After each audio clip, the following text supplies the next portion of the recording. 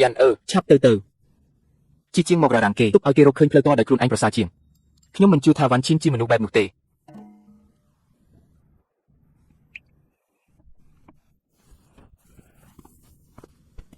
ហេតុអ្វីអូនមិនញ៉ាំបាយអូនកំពុងមានផ្ទៃពោះណាខ្ញុំទៅអូនប្រហែលជាមិនមែនឆ្អែតដូចដែលបងស្រីថ្លៃនិយាយនោះទេមែនទេមិនអីទេពេលមានផ្ទៃពោះគឺបែបនេះហើយនោះគឺខ្ញុំមានអារម្មណ៍ថាថប់នៅក្នុងបន្ទប់នេះណាតើបងអាចជូនអូនទៅដើរលេងខាងក្រៅបន្តិចបានទេមិនមែនបែបនេះទេ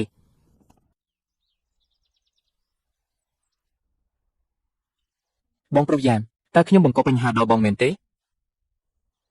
ប្រកាសជាមិនមែនទេខ្ញុំបានប្រើស៊ីវឡានឲ្យទៅលួចមើលក្នុងបន្ទប់របស់វ៉ាន់ឈិនមិនមែនព្រោះតែការសង្ស័យទេគ្រាន់តែចង់បង្ហាញដល់អ្នករាល់គ្នាថាសម្ដីក្នុងចិត្តរបស់បងស្រីថ្លៃគឺខុសត្រូវហើយពិតមែនហើយគឺបែបហ្នឹងហើយបងប្រុសយ៉ាងតើបងមិនបាននិយាយថាបងប្រុសនិងបងស្រីថ្លៃរៀបការហើយមិនទាន់មានកូនទេមែនទេ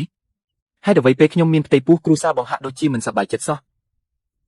បងប្រុសនិងបងស្រីថ្លៃគ្រាន់តែមិនសូវត្រូវគ្នាមិនមែនថាពួកគេមិនអាចមានកូនបានទេខ្ញុំសុំទោសបងប្រុសយ៉ាងខ្ញុំនិយាយខុសហើយខ្ញុំគ្រាន់តែខ្លាច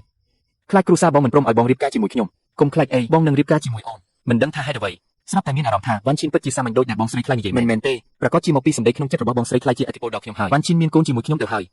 ហេតុអ្វីខ្ញុំគិតបែបនេះទៅវិញយ៉ាងម៉េចហើយអ្នកប្រុសទី2លោកពិតជាគួរតែទៅមើលក្នុងបន្ទប់របស់កញ្ញាបៃមើលចំណីអាហារដែលនាងលាក់ទុកខ្លះទៅនាងពិតជាមិនបណ្ដោយឲ្យខ្លួនឯងអត់ឃ្លានមែនបានហើយឯងទៅសិនចុះចាសអ្នកប្រុសទី2ទោះបីជាបងស្រីថ្លៃទីត្រូវក៏យ៉ាងម៉េចដែរវាមិនមែនមានន័យថាកូនក្នុងពោះរបស់វ៉ាន់ឈិនជាកូនអ្នកផ្សេងដែរសូម្បីតែស្រមោចមួយក្បាលក៏នាងមិនដាច់ចិត្តសម្លាប់ផងចុះនាងអាចសម្លាប់ខ្ញុំបានយ៉ាងម៉េចយ៉ាងនិយាយថាម៉េចខ្លះទូព្រះនាង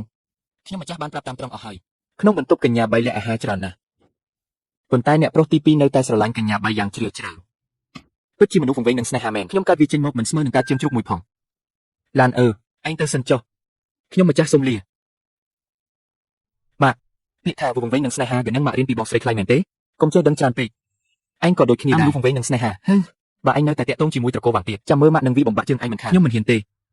វ៉ាងចិនឈុំនោះចោទប្រកាន់ខ្ញុំទេការដាក់កំសាន្តនៅខាងក្រៅខ្ញុំក៏បានបដិសេធហើយដែរសូម្បីតែស្ងៀមសក់មាសខ្ញុំក៏ឲ្យគេយកទៅសង្វិញហើយដែរគ្រាន់តែប៉ាវគេញ៉ាំបាយមួយពេលតាហេអូយអូនសម្លាញ់យ៉ាងតាំងពីតូចមកគឺមានចរិតរឹងរូសណាស់បើសិនជាគ្មានភូស្តាំងរឹងមាំថាកូនក្នុងផ្ទៃរបស់ប៉ៃវ៉ាន់ឈីងជាកូនអ្នកដតីទេនោះ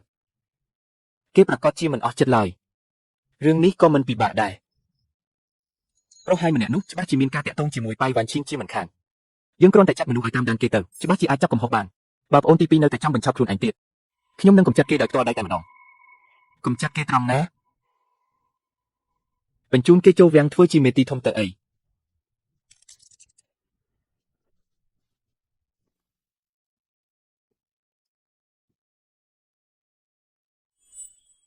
ថ្ងៃស្អែកជាថ្ងៃខួបកំណើតឪពុកនាងហើយនាងត្រូវតែទៅភូមិគ្រីស្ទៀនដើម្បីដើរតាមសាច់រឿងការខ្ញុំឆ្លងភពមកដំបូងឯងមិនបានប្រាប់ថាត្រូវបង្ខំឲ្យដើរតាមសាច់រឿងផងសាច់រឿងឆ្លុះប្រកែកគ្នាឯងនឹងសំបីតែឆ្កែក៏មិនចង់សម្ដែងដែររង្វាន់គឺនាវាទិសចរប្រណិតមួយគ្រឿងហាឲ្យសម្ដែងជាឆ្កែក៏ខ្ញុំព្រមដែរតើត្រូវដើរតាមសាច់រឿងបែបណាដែរនាងត្រូវឆ្លុះប្រកែកជាមួយតួឯកស្រីផ្ទះកំភ្លៀងតួឯកស្រីនៅចំពោះមុខមនុស្សម្នាជាច្រើនជេរប្រមាថតួឯកស្រីប្រើភាពក្រអឹកក្រទុំរបស់នាងដើម្បីបង្ហាញពីភាពទន់ខ្សោយនិងរឹងមាំរបស់តួឯកស្រីឲ្យគ្រប់គ្នាអាណិតតួឯកស្រីសម្ដែងជាទូចិត្តអាក្រក់នឹងឯងបន្ទាប់រៀបចំខ្លួនស្អាតបាតបែបនេះគឺដើម្បីទៅជួបដូសៀនអ៊ឺមែនទេពិតជាអ្នកតាមអែបអបគេមែនអ្នកណាថាខ្ញុំធ្វើដើម្បីដូសៀនអ៊ឺអ្នកចាំទីនេះសិនទៅខ្ញុំទៅវិញមួយផ្លែតសៀវអ៊ូទៅចាស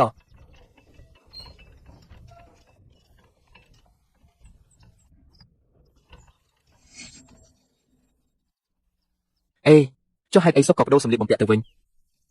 អូសម្លៀកបំពាក់ឈុតនោះធ្វើពីក្រណាត់សូត្រដែលជាបណ្ណាការពីស្ដេចខ្ញុំខ្លាចថាស្លៀកទៅវានឹងឆាតឆាយពេកខ្លាចមើលទៅដូចជាចង់លេចធ្លោជាម្ចាស់កម្មវិធីបដូរមកស្លៀកឈុតនេះវិញ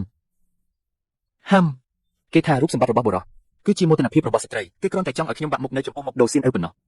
ជូនខ្ញុំទៅផ្ទះក្នុងថ្ងៃខួបកំណើតឪពុកក្មេកតែជាមានបំណងស្លៀកពាក់បែបនេះពិតជាអ្នកតាមអែបអបគេមែននាងឯងនេះមិញនេះលោកហៀបនឹងក្រោកឈរមែនទេ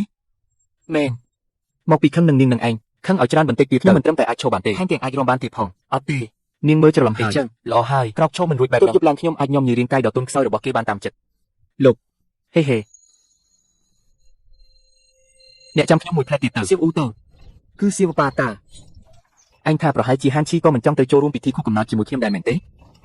ទើបធ្វើពុតជាបែបនេះបាទអាចទៅរួចណាស់គេប្រហែលជាចង់ឆ្លៀតឱកាសនេះដើម្បីធ្វើឲ្យអ្នកបាក់មុខព្រោះថាអ្នកពិតជាគួរឲ្យធុញទ្រាន់ណាស់ បាននិយាយមិនពីរទេបិទមាត់ទៅ ចេះ មិនទៅក៏មិនទៅខ្ញុំក៏ខ្ជិលចាំដែរចេញដំណើរ